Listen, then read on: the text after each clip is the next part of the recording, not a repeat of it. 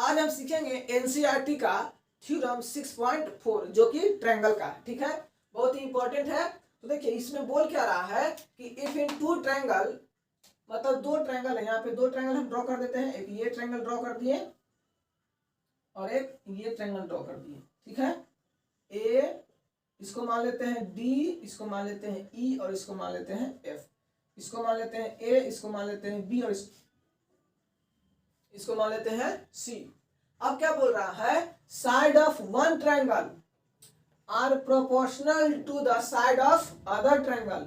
मतलब इस ट्रायंगल का साइड और इस ट्रायंगल का साइड जो है क्या है, आपस में प्रोपोर्शनल है। प्रोपोर्शनल करने का मतलब क्या हुआ, यहाँ पे डीई बटा ए बी, डीई बटा ए बी बराबर ई एफ बटा बी सी और डी एफ बटा क्या, ए सी। इसको हम उलट के भी लिख सकते हैं, ए बी बटा डीई बराबर बी सी बटा ई एफ बराबर ए सी बटा डी एफ। और जब ऐसा होगा तो इसका करस्पॉन्डिंग एंगल जो है ये वाला, ठीक है, ये करस्पॉन्डिंग एंगल क्या होगा, इक्वल। तो यहाँ पे जब ये प्रोपोर्शनल होगा, प्रोपोर्शनल कहने का मतलब क्या हुआ कि इसके करस्पॉन्डिंग साइड का रेशियो क्या होना चाहिए, इक्वल होना चाहिए।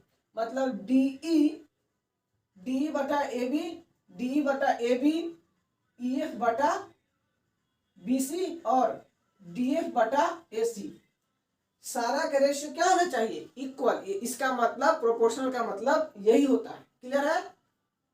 तो जब ऐसा होगा तो इसके कोरस्पॉन्डिंग एंगल, तो एंगल ए बराबर एंगल डी, एंगल ए बराबर एंगल डी और एंगल बी बराबर एंगल ई और एंगल सी बराबर एंगल एफ। तो जब प्रोपोर्शनल होगा तो इसका कोरस्पॉन्डिंग एंगल क्या होगा, इक्वल। और जब कोरस्पॉन्डिंग एंगल इक्वल हो जाएगा तो ये दोनों ट्रायंगल क्या हो जाएगा, सिमिलर। यही हमको प्रूफ करना है। तो प्रूफ क्या करना है, ये दिया हुआ है कि इसका कोरस्पॉन्डिंग साइड्स का रेशियो क्या है, इक्वल है। यानी कि मतलब क्या हुआ, यानी कि इसका कोरस्पॉन्डिंग साइड जो है क्या है, वो प्रोपोर्शनल में है। ठीक है, तो उसका कोरस्पॉन्डिंग एंगल क्या हो जाएगा, इक्वल। और जब कोरस्पॉन्डिंग एंगल वो होगा इक्वल तो ये दोनों ट्रायंगल हो जाएगा सिमिलर। क्लियर है। चलिए तो आइए इसको हम प्रूफ करते हैं। चलिए तो हम कुछ कंस्ट्रक्शन करेंगे और उसके मदद से इसको करेंगे सोल्व। देखिए तो यहाँ पे क्या करेंगे, हम यहाँ पे एक लाइन ले लिए, ठीक है, इसको हम P पे कट कर दिए और इसको हम Q पे कट कर दिए।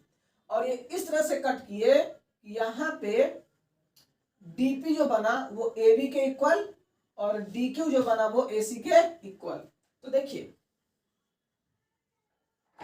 हम कंस्ट्रक्शन किए हैं तो यहाँ पे DP जो है किसके बराबर हो गया, AB के, और DQ किसके बराबर हो गया, AC के। यहाँ पे DP बराबर AB और DQ बराबर AC। ठीक है, तो ये हम कर दिए। चलिए अब हम क्या करेंगे, इसको और सोल्व करेंगे। चलिए यहाँ पे क्या दिया हुआ है, देखिए ये हमारा गिवन है। क्या गिवन है, इसको जरा ध्यान से देखिए। तो यहाँ पे गिवन है, क्या गिवन है कि AB जो है वो DE के इक्वल है। क्या है, AB जो है वो DE के इक्वल है, बराबर यहाँ पे BC जो है वो EF के इक्वल है कि नहीं है। AB जो है वो DE के इक्वल है और BC बटा EF, मतलब AB बटा DE बराबर BC बटा EF। क्लियर है, यहां तक समझ में आया। और क्या है, AC बटा DF। क्या है, AC बटा DF। क्लियर है, यहां तक कोई दिक्कत नहीं है। चलिए आगे बढ़ते हैं। यहां पे ध्यान दीजिए, DP बराबर क्या दे दिया है, AB, यानी कि AB बराबर क्या है, DP। तो जहां पे AB है वहां पे हम DP लिख दें। चलिए तो AB की जगह क्या लिख देते हैं, DP, और नीचे जो है उसको ऐसे ही छोड़ देते हैं। BC बराबर कुछ नहीं दिया है तो इसको नहीं लिखेंगे, इसको लिखते हैं। चलिए तो AC बराबर क्या है, यहाँ पे AC बराबर है DQ। तो AC की जगह हम क्या लिख देंगे, DQ, और बराबर यहाँ पे DF। क्लियर है, यहां तक तो कोई दिक्कत नहीं है। चलिए अब यहाँ पे देखिए एक जादू आपको दिखेगा, DP बटा D बराबर DQ बटा DF। क्या है यहाँ पे, चलिए dp बटा de बराबर dq बटा df। तो यहाँ पे क्या हो गया, यहाँ पे हम लगाएंगे converse of Thales theorem. Converse of Thales theorem क्या कहता है कि जब करस्पॉन्डिंग साइड का रेशियो होगा इक्वल तो ये दोनों लाइन क्या हो जाएगा, पैरेलल। तो देखिए यहाँ पे इसका करस्पॉन्डिंग साइड इक्वल नहीं है, यहाँ पे dp बटा de और dq बटा df, इसका करस्पॉन्डिंग साइड का रेशियो इक्वल है या नहीं है, है। यानी कि यहाँ पे PQ जो है वो किसका इक्वल हो जाएगा, PQ parallel to EF, PQ parallel to EF by the converse of Thales theorem, by the converse of Thales theorem, Thales theorem. यहां तक क्लियर है, converse of Thales theorem clear हो गया, यहाँ तक कोई दिक्कत नहीं है। चलिए अब यहाँ पे देखिए, जैसे ही हम कन्वर्स ऑफ थेल्स थ्योरम लगा दिए तो ये PQ पैरेलल टू EF हो गया, हुआ कि नहीं हुआ। अब यहाँ पे ध्यान दीजिए, जब कोई दो लाइन है और वो मान लेते हैं कि ये A है और ये B है और ये C है और ये D है, अगर ये दोनों लाइन पैरेलल है, AB पैरेलल टू CD, जब AB पैरेलल टू CD होगा तो ये एंगल क्या होता है, इसके बराबर होता है, ये एंगल क्या होता है, इसके बराबर होता है, और ये एंगल क्या होता है, इसके बराबर होता है, और ये एंगल क्या होता है, इसके बराबर होता है। तो हमको उतना से जरूरत नहीं है, हमको जरूरत है सिर्फ और सिर्फ इससे। इसको हम थोड़ा सा आगे बढ़ा देते हैं, ठीक है। चलिए देखिए, तो ये लाइन और ये लाइन पैरेलल है तो ये ट्रांसवर्सल का काम कर रहा है कि नहीं कर रहा है। तो जब ट्रांसवर्सल है तो ये एंगल क्या हो जाएगा, इसके बराबर। उसी तरह से ये और ये दोनों पैरेलल है तो ये जो है ट्रांसवर्सल का काम कर रहा है कि नहीं कर रहा है, तो ये एंगल किसके बराबर हो जाएगा, इसके बराबर। तो हमने क्या पाया कि जब PQ पैरेलल टू EF होगा तो एंगल P जो है एंगल E के बराबर और एंगल Q जो है एंगल F के बराबर, होगा कि नहीं होगा। चलिए तो इसको हटाते हैं और यहाँ पे हम लिख देते हैं जादू। कौन सा जादू, जब PQ पैरेलल टू EF हो गया तो यहाँ पे एंगल P जो है वो एंगल E के बराबर है और एंगल Q जो है वो एंगल F के बराबर है कि नहीं। एंगल P जो है एंगल E के बराबर और एंगल Q जो है एंगल F के बराबर, हो गया। चलिए अब यहाँ पे ध्यान दीजिए, कौन सा ट्रायंगल में, in triangle DPQ and triangle DEF, ठीक है। इस ट्रायंगल में ध्यान दीजिए, आपको देखिए ये ट्रायंगल बना कि नहीं बना, बन गया ना। देखिए ये ट्रायंगल बना, ये छोटा वाला, और ये फिर ये बड़ा वाला, बना कि नहीं बना। तो चलिए इस दोनों ट्रायंगल में हमको क्या देखने को मिलेगा, यहाँ पे हमको ये देखने को मिल रहा है कि एंगल P जो है एंगल E के बराबर है, एंगल Q जो है एंगल F के बराबर है, और ये एंगल है कॉमन। तो चलिए एंगल P जो है किसके बराबर है, एंगल E के। अरे देखिए ना भाई, ये ट्रायंगल और ये ट्रायंगल बन रहा है कि नहीं बन रहा है। तो ये छोटा ट्रायंगल में ये एंगल और इस बड़ा ट्रायंगल में ये एंगल, उसी तरह से इस छोटा ट्रायंगल में ये एंगल और इस बड़ा ट्रायंगल में ये एंगल, और ये एंगल दोनों में कॉमन है कि नहीं है ना। तो चलिए लिख देते हैं, एंगल Q जो है एंगल F के बराबर है और एंगल D कॉमन। तो जैसे ही ये होगा तो बाई ए सिमिलरिटी दोनों ट्रायंगल हो जाएगा सिमिलर। तो यहाँ पे by a both triangle DPQ similar to triangle DEF। और जैसे ही ये होगा तो एक और जादू आपको हम दिखाएंगे। कौन सा जादू, ध्यान दीजिए, जब दोनों ट्रायंगल, ये दोनों ट्रायंगल हो जाएगा इक्वल, सिमिलर, तो इसके कोरस्पॉन्डिंग साइड का रेशियो क्या हो जाएगा, इक्वल। तो चलिए इसे कोरस्पॉन्डिंग साइड का रेशियो भी इक्वल कर देते हैं।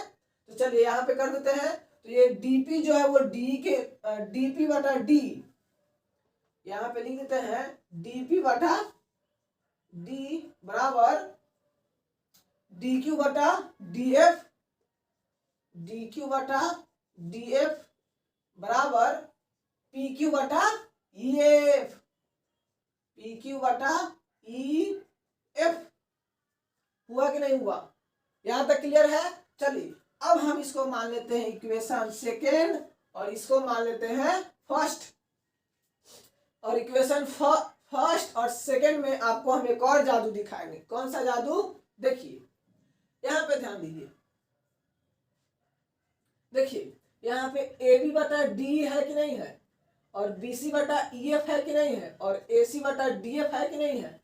तो हम क्या कर देते हैं, ये सब को कर देते हैं गायब और आपको हम दिखाएंगे जादू।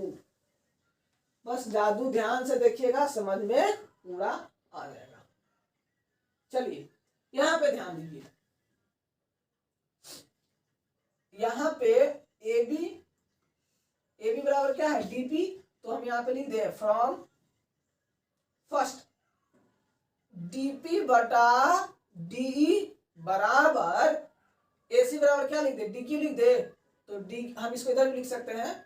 तो यहाँ पे डी क्यू बराबर क्या हो गया? डी एफ, और यहाँ पे बी सी बटा ई एफ। चलिए इसको हम छोड़ देते हैं, पहला दूसरा, और इसको मान लेते हैं तीसरा। ठीक है, अब यहाँ पे ध्यान दीजिए, दूसरा और तीसरा में जरा ध्यान दीजिए। तो डीपी बटा डी, डीपी बटा डी, डी क्यू बटा डी एफ, डी क्यू बटा डी एफ, और पी क्यू बटा ई एफ, और बी सी बटा ई एफ। तो from first second and third, second and third से क्या हो जाएगा? ये सब को हटा देते हैं और ये सब को भी हटा देते हैं। तो यहाँ पे क्या हो जाएगा? बी सी बटा ई एफ बराबर पी क्यू बटा ई एफ। अब यहाँ पे ध्यान दीजिए, ई एफ से ई एफ कैंसिल, तो यहाँ पे क्या बचेगा? बी सी बराबर पी क्यू, बी सी बराबर पी क्यू। यहां तक क्लियर है? अब एक और जादू देख लीजिए। ठीक है, इसको अब हटाते हैं, इसका कोई काम नहीं है। और देखिए यहाँ पे इन triangle D P Q and triangle A B C, हम लोग कंस्ट्रक्शन से क्या माने थे? डीपी बराबर ए बी, डीपी बराबर ए बी, और डी क्यू बराबर ए सी, डी क्यू बराबर ए सी। और अभी हमने जस्ट प्रूफ किया कि बी सी बराबर क्या है? P Q. तो यहाँ पे बी सी बराबर क्या हो जाएगा? P Q. होगा कि नहीं होगा? होगा ना। चलिए अब यहाँ पे देखिए, बाई एंगल कॉन्ग्रुएंसी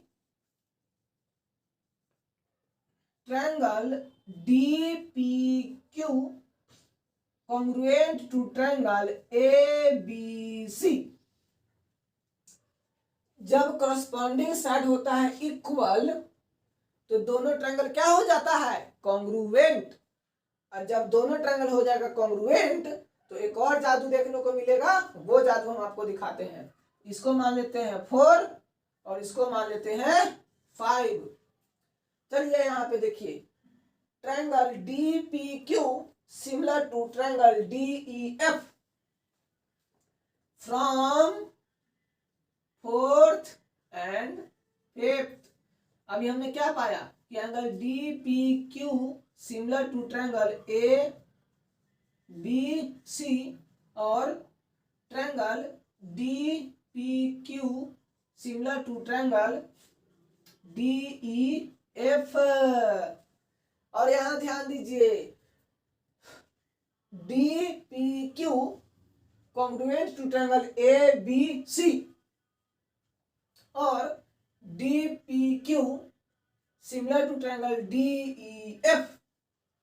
तो दोनों से इस दोनों को मिला देंगे तो triangle A B C similar to triangle D F होगा कि नहीं होगा।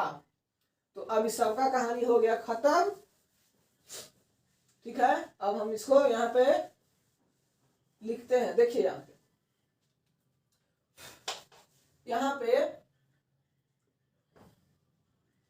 From 4 and 6 triangle A B C similar to triangle D E F होगा कि नहीं होगा। कैसे होगा, ध्यान से देखिए। ये एंगल बराबर ये एंगल बराबर ये, और ये एंगल बराबर ये। क्यों, क्योंकि दोनों ट्रायंगल क्या है, कॉन्ग्रुएंट है। D P Q congruent to A B C, तो ये साइड बराबर ये साइड, ये साइड बराबर ये साइड, और ये साइड बराबर ये साइड। तो इसका करस्पॉन्डिंग साइड भी बराबर और करस्पॉन्डिंग एंगल भी बराबर। ठीक है, उसी तरह से ये ट्रायंगल और ये ट्रायंगल दोनों आपस में है सिमिलर। तो जब सिमिलर है तो इसके करस्पॉन्डिंग साइड का रेशियो होगा इक्वल। तो वो तो पिछले बात है, लेकिन देखिए DPQ congruent to triangle ABC और triangle DPQ similar to triangle DEF, तो इस दोनों के मदद से ये दोनों ट्रायंगल क्या हो जाएगा, सिमिलर हो जाएगा। तो अब यहाँ पे हमने क्या पाया, ये दोनों ट्रायंगल हो गया सिमिलर। क्यों, कि देखिए यहाँ पे एंगल D जो है एंगल A के इक्वल हो गया, और एंगल P जो है एंगल B के इक्वल है, और एंगल C जो है वो एंगल Q के इक्वल है। और यहाँ पे क्या, और यहाँ पे ये भी है कि एंगल P जो है एंगल E के इक्वल है, और एंगल Q जो है वो एंगल E के इक्वल, F के इक्वल है। अभी सब हमने प्रूफ किया।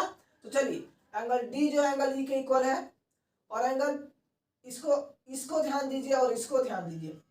तो क्या हो जाएगा, यहाँ पे एंगल B जो है वो एंगल E के इक्वल हो जाएगा।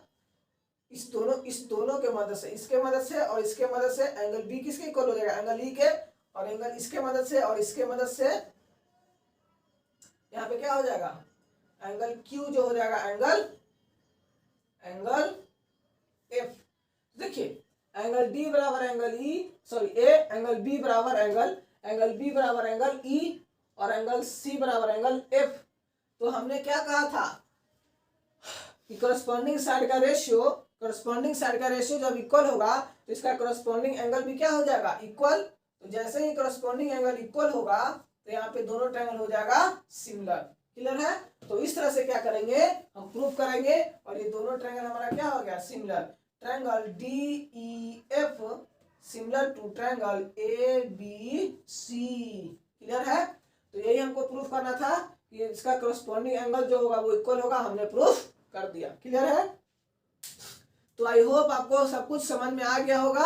अगर कोई AA सिमिलरिटी नहीं देखे होंगे तो उसको जाकर के जरूर देखिएगा, क्योंकि वो अगर अच्छे से समझ में आ जाएगा तो ये और अच्छे से समझ में आएगा। क्लियर है।